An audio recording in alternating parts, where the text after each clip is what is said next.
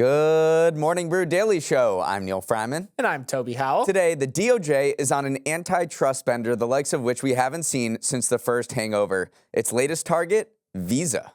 Then Novo Nordisk's CEO was in the hot seat yesterday as he tried to explain to senators why Ozempic costs so dang much. It's Wednesday, September 25th. Let's ride.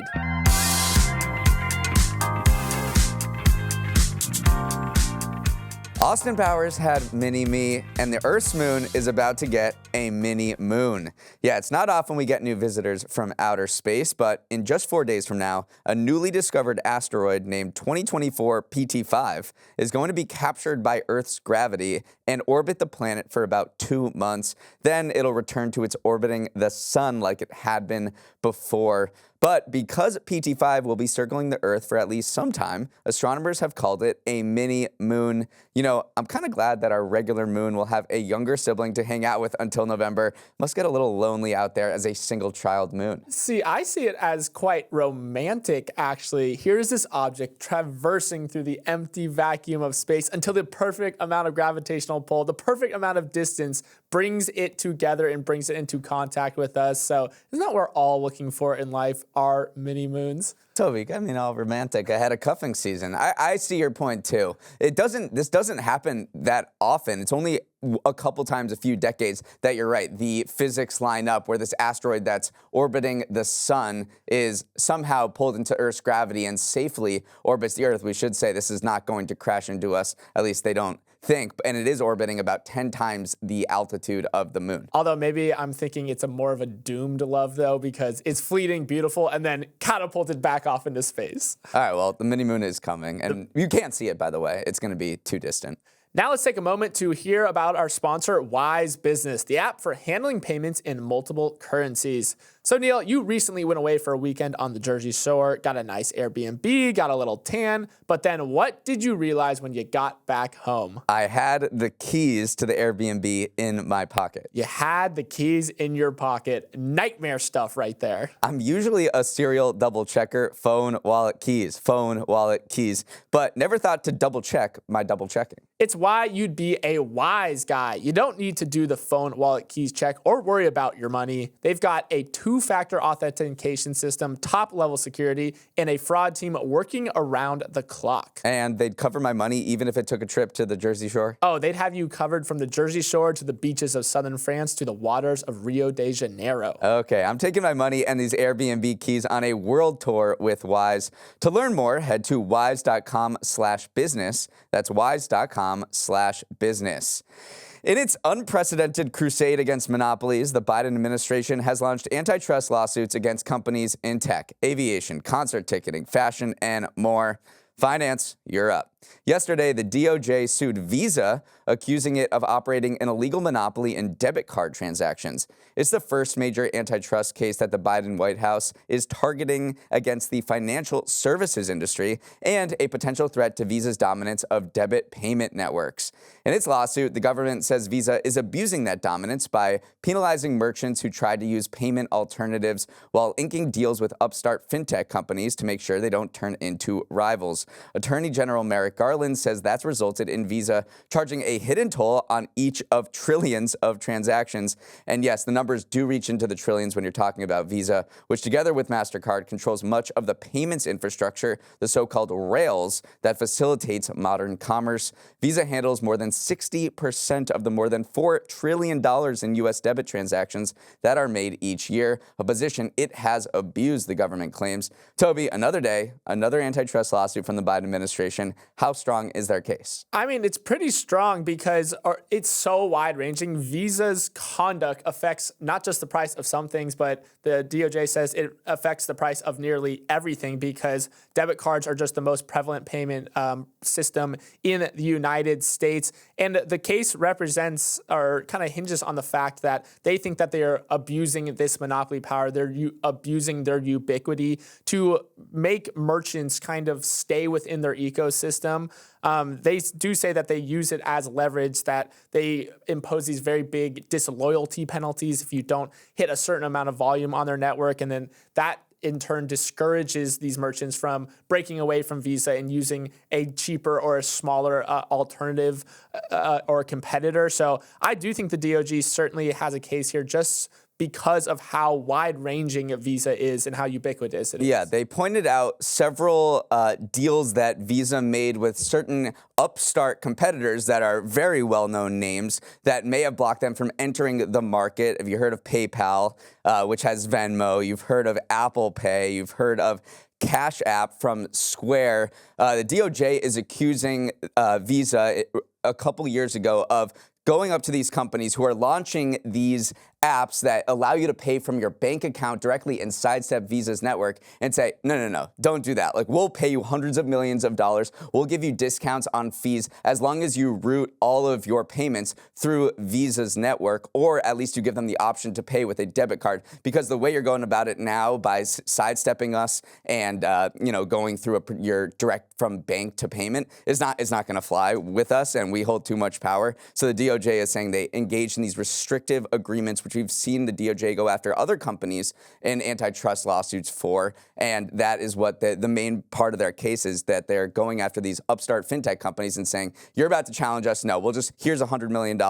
Do not do that. Let's get a deal going so we can keep our perch up here. Another thing that this could affect is, remember, Capital One has this deal to acquire a Visa competitor, Discover. Discover is one of those smaller players in the credit card payment processing network along Visa, along MasterCard. So maybe they've already seen antitrust scrutiny around that. So depending on how this Visa suit goes, we could see that deal break down as well. We should mention Visa's response here. And according to their general counsel, they say anyone who has bought something online or checked out at a store knows there is an ever-expanding universe of companies offering new ways to pay for goods and services. They say this lawsuit doesn't have merit, and they say, hey, you can literally pay with any types of these new apps that are coming online. Walmart just rolled out a service that lets you pay straight from bank to Walmart. So they're saying you're not looking at this ecosystem broadly enough. You're just looking at debit card transactions. But anyone who's ever bought something online knows that there's a plethora of options. There's only increasing amount of competition in this space. So that is a preview of their defense. The DOJ hasn't said what sort of remedies that they'd be seeking against Visa. But again, just another blow to big companies that the Biden administration has gone after. And specifically, they're going after middlemen. That's been the theme recently with Live Nation, with the FTC sued pharmacy benefit managers last week, and now they're going after Visa. One of the last chapters in the FTX saga has just been written, and it did not end well for Caroline Ellison. The former CEO of Alameda Research, who helped Sam Bankman-Fried build the crypto empire that came crashing down, was sentenced to 2 years in prison yesterday. Despite the critical role Ellison played in aiding her ex-boyfriend SBF in defrauding investors and misusing customer funds, some are still surprised she is seeing jail time. Ellison entered into a cooperation agreement with the government at the tail end of 2022, and cooperate she did. I've seen a lot of cooperators over the years, and I've never seen one quite like Miss Ellison, the judge presiding over the case said.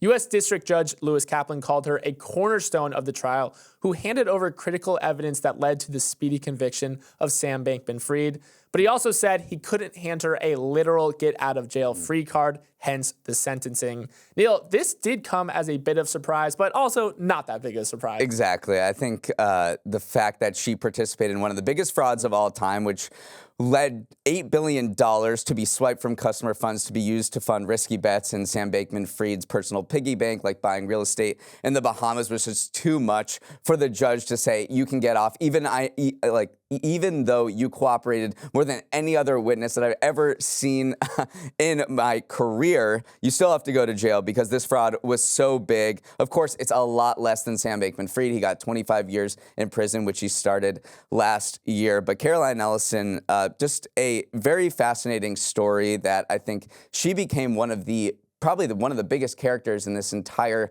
saga. There was so much scrutiny over her as she was going to the witness stand. There's a lot of scrutiny and discussion online about her relationship with Sam Bankman-Fried and how that influenced or manipulated her into participating in this fraud. But I think at the end of the day, the judge said, look, you were a willing participant in an $8 billion fraud. You have to spend some time in jail. It was crazy, though, because everyone involved in this case was singing her praises by how well she cooperated. John Ray, who was the new CEO who came in and was in charge with cleaning up the FTX mess, he said that she was extremely valuable in recovering some of those assets that went missing. And then also the court said that in big contrast to Sam Bankman-Fried, Ellison did appear to actually be regretful about her role in her fraud. Like, there was this Zoom call that she recorded talking to her staff, what she didn't know was recorded, where she expressed clear remorse, which is something that Sam Bankman-Fried clearly did not. So hence the difference in their sentencings. But you're right, there's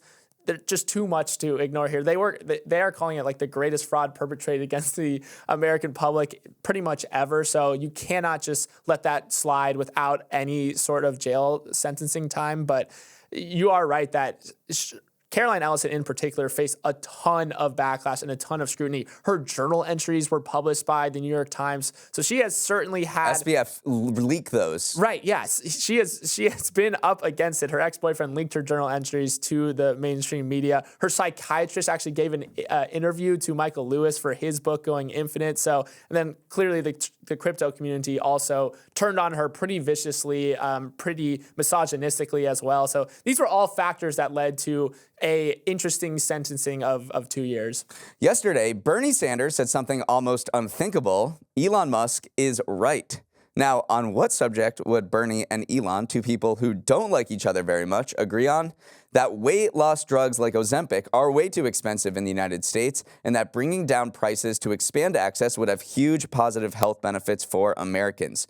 The issue of weight loss drug pricing was front and center in D.C. yesterday when Senator Sanders hauled in the CEO of Novo Nordisk, the maker of blockbuster drugs Wegovy and Ozempic, for a hearing on why these potentially revolutionary drugs are so pricey in the U.S. and the U.S. uniquely. Here, before insurance, Novo's diabetes drug Ozempic costs almost $969 per month, while its weight loss cousin Wegovy costs more than $1,300. In Germany, Ozempic costs $59 a month. In the UK, it costs $92. Sanders said that the CEOs of major generic pharma companies he talked to could sell a version of Ozempic for less than $100 a month at a profit. All we're saying, Mr. Jorgensen, Bernie said to Novo CEO, is treat the American people the same way that you treat people all over the world. Stop ripping us off. But for Bernie, other lawmakers, health experts, and insurers, it's not just about feeling hurt from getting ripped off. The solvency of the entire U.S. healthcare system is at stake. They say the demand for these weight loss drugs is so high that it could bankrupt Medicare. Yeah, there is billions of dollars of revenue on the line here. Novo Nordisk has made about $50 billion off the backs of these two drugs since 2018. Roughly 72% of that revenue comes from the United States. So clearly these high drug prices are leading to record profits for Novo Nordisk. Jorgensen says that 99% of commercial insurance actually do now cover Ozempic and around half cover Wegovy. So he's saying around 80% of patients with insurance actually pay less than $25 for a month's supply. 90% pay less than $50. But then Sanders fired back and said, under your best case scenario, the price you are charging Americans for Ozempic is still nearly $600. That's with all the rebates and all the discounts, which is still over 9 times as much as the people in Germany do. So it was a tough look for Jorgensen to cite these numbers when Bernie Sanders can fire back and say, look at other places around the world are getting charged a lot less, even under your ideal scenario. Right. I mean, this is a very unique situation where something that is so widely used by the public is so expensive. Just look at the best-selling drug in the world for many years. That was Pfizer's Lipitor. That cost around $150 a month before it lost its patent protection in 2011, which is the equivalent of $215 in today's dollars. So the fact that these list prices, and again, there's a lot of negotiations that go on when it comes to what you actually pay out of pocket. And we were just talking about the DOJ going after middlemen like pharmacy benefit managers who negotiate drug prices. It does come down, but it still is more expensive than that $215 that Lipitor costs. So these drug prices are uniquely high. And Novo Nordisk and Eli Lilly, who makes a competitor, say, look, that just reflects the amount of the billions of dollars that we spent developing these drugs. They provide huge benefits because down the line that you're taking these, you're not going to have to go to the hospital or get treatment for other illnesses that come with obesity that we're helping you out with now. So they say it reflects the value, but lawmakers and others, other critics are saying this is just too dang high. You're making $50 billion in profits. You got to figure this out. Up next, order your Christmas presents now because a strike at East Coast ports is looming. You know, Toby, I was just thinking last week that we haven't had a major supply chain disruption in the past year or so after they were everywhere during COVID. And of course, that was a total announcer jinx because come October 1st, less than a week from today, operations at 3 dozen American ports could come to a complete halt. That's because about 45,000 dock workers at U.S. East and Gulf Coast ports are threatening to strike over a contract dispute, which would close 36 ports that handle about half of the country's maritime cargo. Depending on how long the strike lasts, consumers may see higher prices or shortages for some goods like bananas, while shipping traffic could become more congested than the Schuylkill during rush hour. The workers, who belong to the International Longshoremen's Union, are at labor loggerheads with the United States Maritime Alliance, which represents the ports, about pay raises and automation. The two sides aren't exactly on speaking terms, having not met since June, so this strike seems to have a high likelihood of happening, barring a miracle. So brace for impact. The strike could cost the U.S. economy $5 billion a day, according to JP Morgan, or about 6% of GDP expressed daily. And for each day the ports are shut down, it would take about 6 days to clear the backlog. You do not want U.S. ports to shut down because you're right. It does create supply chain disruptions that reverberate for much longer than the actual ports, like the actual days that the ports themselves are shut down. You can divert some shipments to West Coast ports where they are actually under, the dock workers there are under a different union contract, so they are still open. The ports of Long Beach and Los Angeles have been reporting record amounts of volume because people are already preparing for this shutdown. And also, we're pulling out the COVID playbook again because that was the last time we had massive supply chain disruptions like this. So some ports are telling these boats to slow down or just to park outside the harbor as they are kind of trying to prepare for this eventual shutdown. But you never want to pull out the COVID playbook. We are better prepared this time around because we experienced that. But yeah, definitely something that a strike like this would be incredibly and extremely disruptive. Let's talk about what these workers want. So they currently earn $39 per hour, which is up 11% since the start of their 6-year contract that is currently expiring. And many of them, 60%, make between $100,000 and $200,000 a year with overtime. But at the same time, they tell you, okay, wages are up 11%, but over the same period, inflation is up 24%, which is why it is not, it's a secret about what they're actually seeking, but it is reported that they want a 77% wage increase over the next 6 years of the contract to make up for all of those wage losses that were the result of inflation. Then another big part of this is that automation. Ports all over the world are automating because you have these big cranes, you have self-driving trucks and forklifts that are moving everything around a very dangerous port. And ports in Europe like Rotterdam and Asia like Shanghai are already way ahead of the United States in automation. Even the West Coast ports like Long Beach are moving ahead with automation, but the East Coast ports rely much more heavily on manpower rather than automation. And the labor union wants protections going forward that they don't automate as quickly as they want to and provide protections for workers. So that automation thing is really one of the biggest parts of this contract, and they really don't want to see all of these robots running ports. One thing that is happening, too, is that they are reaching out to federal mediators to try to get the two sides to talk to each other. And one aspect that's been floated is that Biden could kind of implement and force the dock workers back to work using the Taft-Hartley Act, which authorizes him the ability to actually force them back to work. But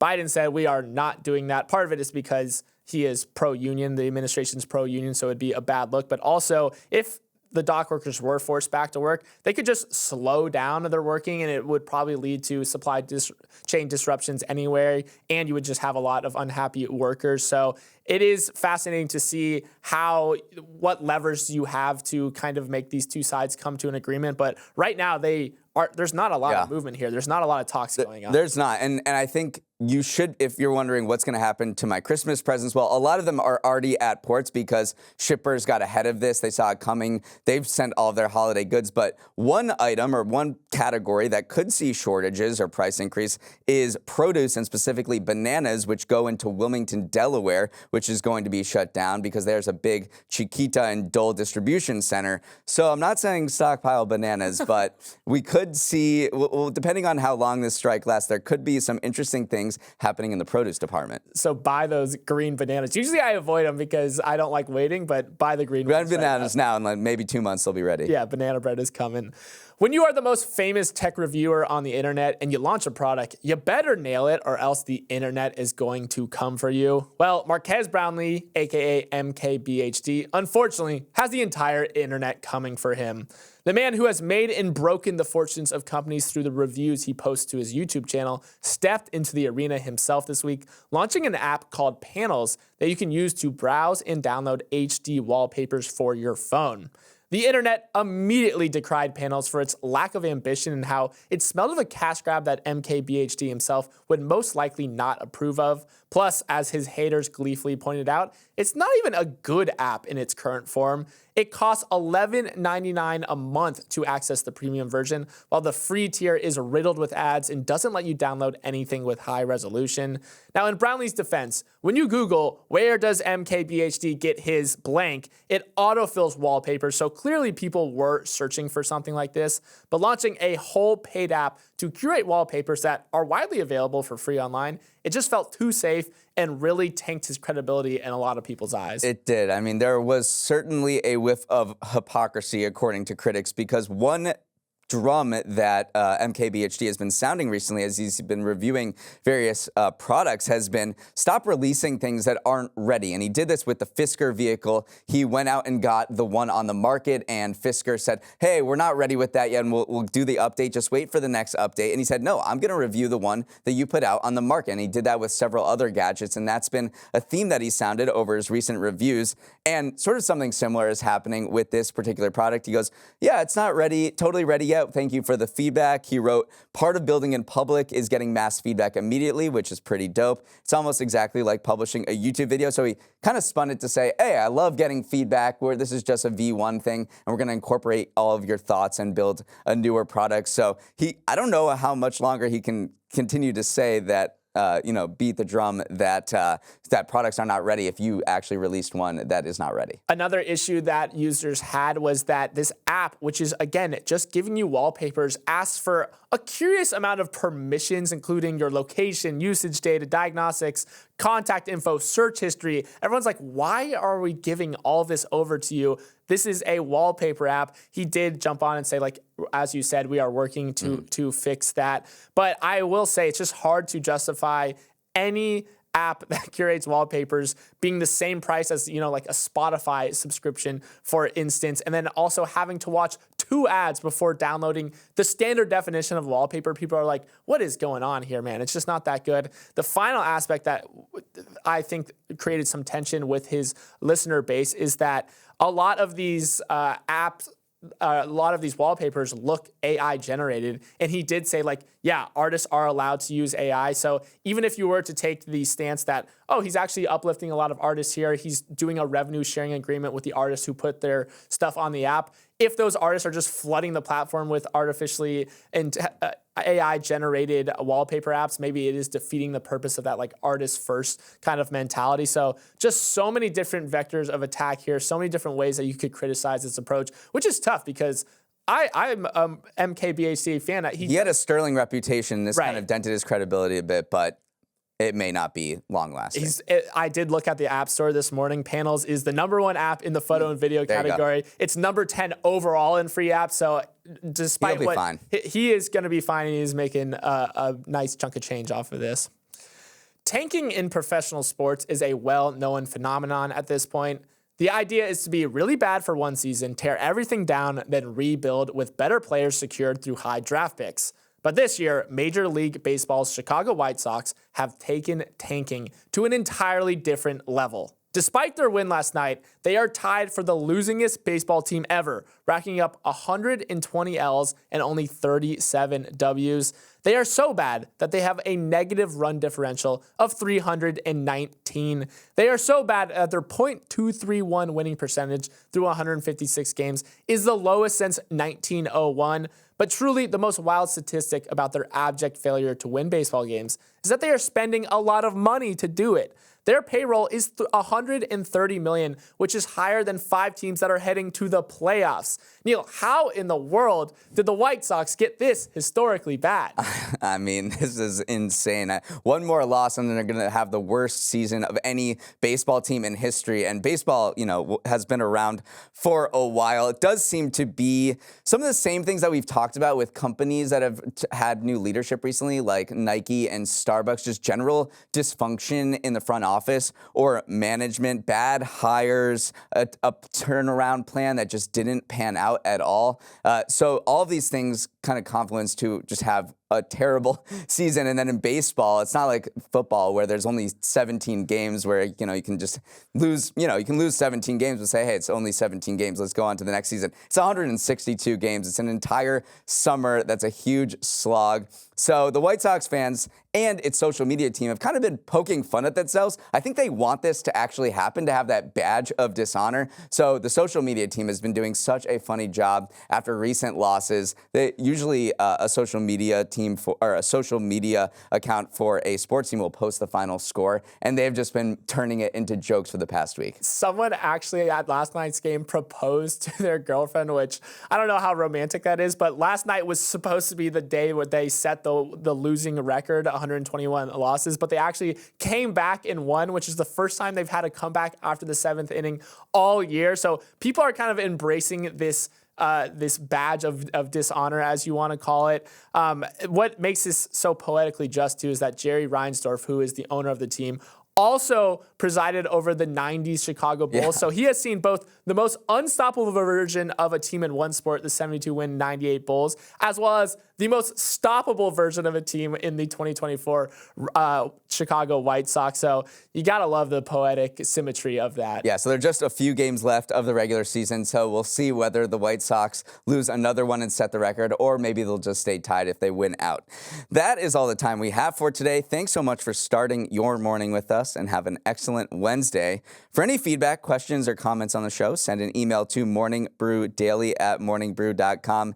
And please share Morning Brew Daily with your friends, family, and coworkers so you don't have to explain why Visa might be a monopoly.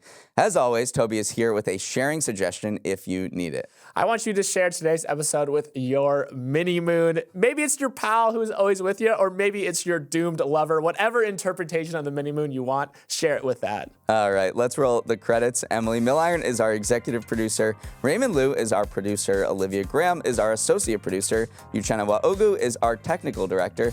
Billy Menino is on audio. Hair and makeup is stocking up on bananas. Devin Emery is our chief content officer, and our show is a production of Morning Brew.